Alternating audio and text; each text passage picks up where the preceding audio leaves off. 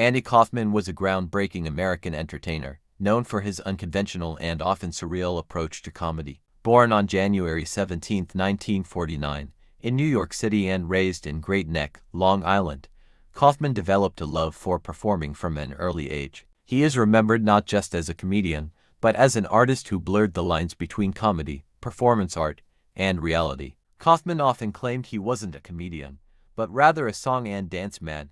His performances rarely followed traditional stand-up comedy norms. Instead, he created elaborate personas and bizarre routines that left audiences questioning what was real and what was a joke. One of his earliest and most iconic acts involved him lip-syncing to the theme song of Mighty Mouse, punctuating the song with exaggerated gestures and expressions. Another signature character was Foreign Man, a gentle, childlike immigrant with a thick accent who would perform intentionally bad impressions of celebrities like Elvis Presley. To everyone's shock, he would suddenly deliver a flawless Elvis impersonation, revealing his genuine talent. Kaufman gained widespread recognition as La Gravis, the lovable but eccentric mechanic on the hit sitcom Taxi 1978-1983. Despite the show's success, Kaufman was reluctant to be confined to traditional television roles. He saw Taxi as a means to support his experimental projects and often clashed with the show's producers over creative differences. One of Kaufman's most infamous stunts was his foray into professional wrestling. He declared himself the intergender wrestling champion of the world,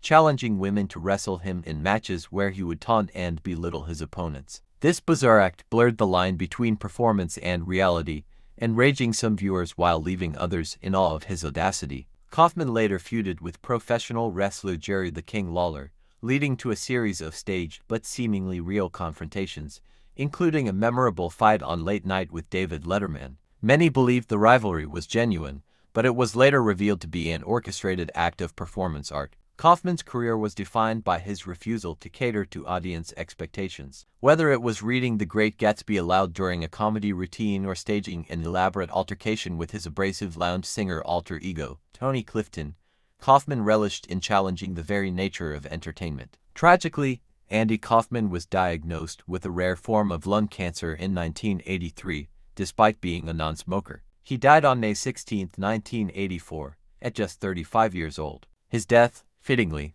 was met with skepticism by fans who believed it might be his ultimate hoax. Andy Kaufman's influence on comedy and performance art remains profound. He inspired generations of comedians and artists to push the boundaries of their craft. His story was immortalized in the 1999 film Man on the Moon, with Jim Carrey portraying Kaufman in a critically acclaimed performance. Kaufman's genius lay in his ability to provoke thought and emotion, leaving audiences perpetually unsure whether they were in on the joke or the target of it. His legacy is that of an artist who was always ahead of his time, daring to redefine what it meant to entertain.